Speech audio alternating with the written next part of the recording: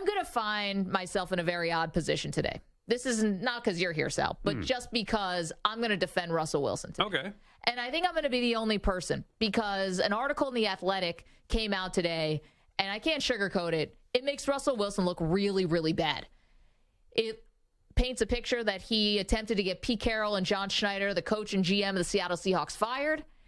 Shows that he had far too much influence with the Denver Broncos, maybe abused that influence, had his own personal trainer in the building, got his own office, sat in the office, not as much in the locker room, all that stuff that really attempts to put Russell Wilson as you 52 guys over here and I'm number one over here.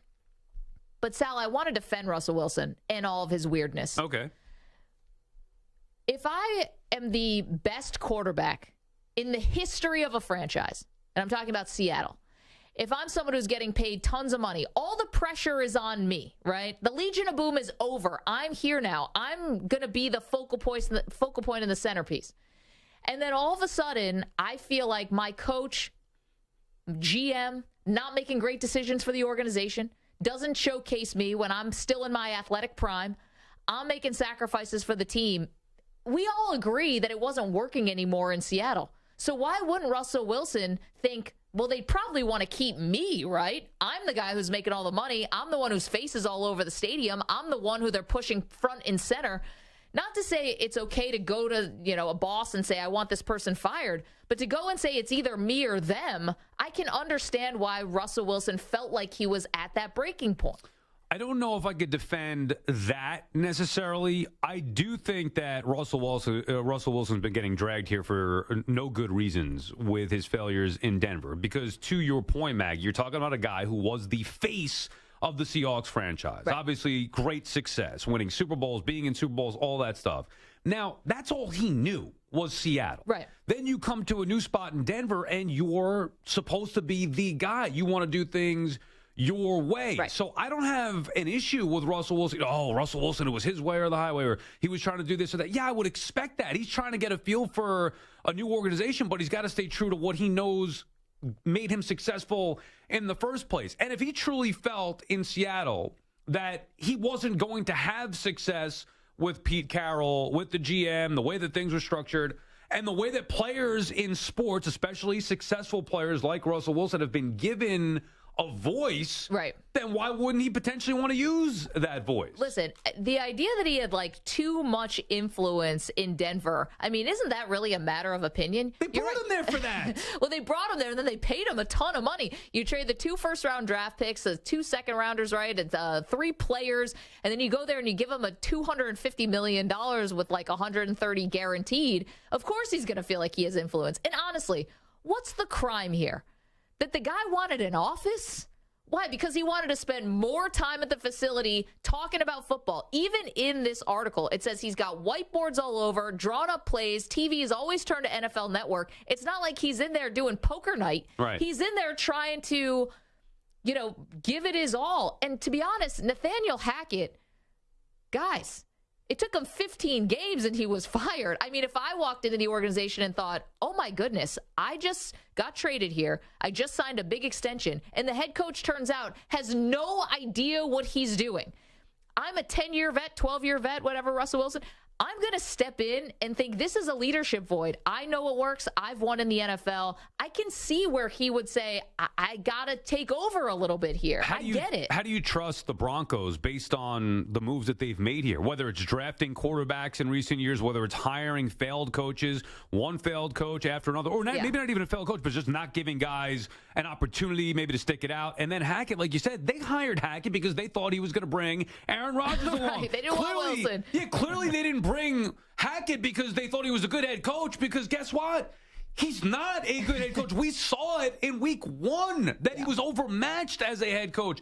I just don't like, Maggie, that there are facts. Let's deal with some facts. Okay. Russell Wilson was a great quarterback for the Seahawks. Maybe one of the more underrated quarterbacks that the league has ever seen, because even when he was at his peak, it was still others, whether it's Brady, whether it's Rodgers, whoever it may be. Wilson was kind of overlooked to a certain extent. So the facts are Wilson was a great player. The facts are Denver has been a organization that hasn't hired a good head coach. They've missed in the draft with quarterbacks. They went all in to get Russell Wilson for a reason. And now, because 1 year with an inept head coach and Russell Wilson is trying to find himself in a new surrounding. Right. Now we're supposed to believe that Russell Wilson is a selfish idiot who can't play anymore and he's the bad guy. I'm not buying it. Also, a league high 24 guys on IL. Listen, I hate to put, on IR, hate to use injuries as an excuse, but literally they led the league. Literally they led the league. So you have that and you have the inept head coach. Good use of literally, by the way, because you know that word gets overused all the time by everybody and misused all the time. No, people think it means the exact opposite of what it is. They think it means figuratively. I'm saying literally. They literally, the most, you can look it up, most players to go on IR. And they had an inept head coach who was totally in over his head. And so, listen, Russell Wilson wanted an office. Like, shoot the guy. What are you going to do? By the way, I must say, Maggie, while we're on the topic, not to veer too much off here, but that's fine. Coming in here during the daytime hours, right? It's a new thing. It's unique for you. It's like a new place. I'm like, wow, actually people work here. This is crazy. And then I go back to see you pre-show in your office, and I walk past Boomer and Gio and Evan and Craig and DA and everybody's office. You want to get something off your chest here, Seth? Well, I'm just maybe I don't have to say it at some point. Look, I know I'm just the overnight guy, but hey, it would be nice to have an office. I can't blame Russell Wilson. I get he won a Super Bowl and I didn't. However, it would be nice to have an office. You want a whiteboard to start drawing up plays, like topics? First, I'm going to go to the Jets, then I'm going to go to the Mets, then I'm going to go to the Yankees. 855-212-4CBS, 855-212-4227. Do you think that Russell Wilson's getting a raw deal, or do you think that this criticism is valid? Listen, as you said, Sal, it's easy to pile on Russell Wilson right now. So much so that another interesting tidbit that came out of this article is that Russ has hired a new PR firm. Yeah, I saw that. These are the kinds of things that don't help Russ because people already think he's a bit phony, right? It's just a little too contrived. The package is a little too perfect, with the perfect wife and the perfect family, and he never makes a misstep. And now he has a new publicist. I think that's something about Wilson where you're not getting like authenticity there. But I would just say this to people who don't think he's being authentic. 99% of athletes are not being authentic. We have no real idea. Unless you get a chance to see these guys or know them or spend some time with them, we don't have a clue. So you do have guys who are defending Russell Wilson, saying that he is a good leader. He's all about football. And what's his big crime? In the huddle, he gives some motivational messages like, hey, let's get this. Guys, believe. Like, it's all right. It might not be your cup of tea, but Sal, it's not like a reason to throw him out on the street. Trying to stay loose on the flight to London, like hopping up and down. The calisthenics. Yeah. So he's a little extra. All right. He's a gym class diehard. We all went to high school with him. I don't know why they're trying that hard in gym class, but whatever. The PR thing, though, does bother me because I just have a hard opinion on this forever, whether it's guys who come out with these... Oh, let me read this prepared statement. Yeah. I'm sorry I took PEDs. I didn't like come on, dude. Just speak from the... It's not that difficult. So the fact that you would need somebody to fix your public image is a problem. Go out there, face the camera, put the mic on, whatever you need to do, and be yourself, regardless of whether they like it or not. That's why, and I know we'll get more to Aaron Rodgers, of course, that's why I respect Aaron Rodgers, because he doesn't give a crap what other people say. He's going to be himself. And if Russell Wilson is worried about his public image, then to me, that is a little bit of an issue. Well, I hate to kill a guy over that, right? Because...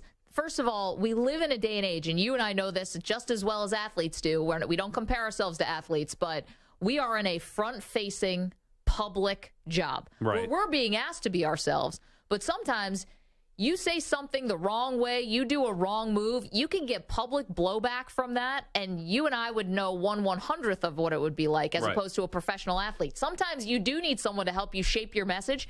And I think not everyone has every gift, right? Like, not everyone is great at marketing themselves. You think Tom Brady is really sitting there doing the Instagram post by himself? Dude, he's got a team of people who have thought out this philosophy. It's just Russ doesn't have a great it just doesn't come across as authentic. Brady's team is much better than Wilson's team. Okay, I could understand that, but then back to the point you were making before, where we don't know really about these athletes, right? We don't really know who they truly are. Deshaun Watson's the biggest example of that. He was the darling of sports until we found out what was going on with the massage. Well, Tiger Woods. And Tiger Woods is even a better. Okay, but then, and not to be insensitive, because with Watson and Woods, those are extreme examples, and I'm not being insensitive to what went on. But speaking for the sports fan, should we care? Like, do I care what Russell Wilson is doing as far as calisthenics go on a plane? Do I care if Russell Wilson is, his public image needs to be?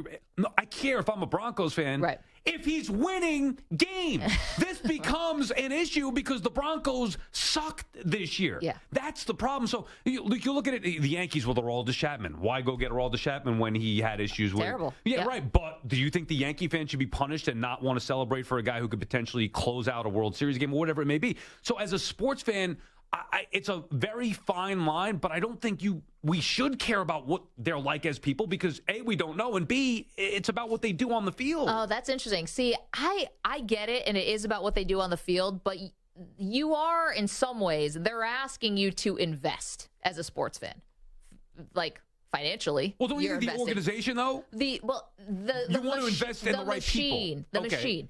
Because without our dollars, without our eyeballs, without any of that, then Yankees can't pay Aroldis Chapman and Browns can't pay Deshaun Watson. So, like, I think it's okay for fans to be interested and to, like, have an opinion when they do something wrong. This is far away from Russell Wilson, by the way. Not Russell Wilson. This is that's like, he's worried about selling Subway sandwiches. Not even We're talking about real stuff with Chapman and with Watson.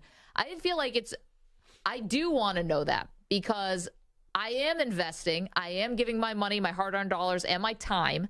So I want to know, who am I exactly rooting for? I'm never going to really know, but if someone does something that breaks the law or might be in trouble with the law, I do want to know that. Fair, but I mean, we could then play this game all night long. Like, okay, let's just pick athlete X, and what if he is out there cheating on his wife and disrespecting his family every night? And we have no idea. Yeah. Right. So am I, I get what you're saying. And I've always, and look, as a Falcons fan, I dealt with this front and center because it's something that never happened before, where the face of the franchise, a guy who put the franchise on a map to a certain extent, got thrown into prison for a dogfighting ring.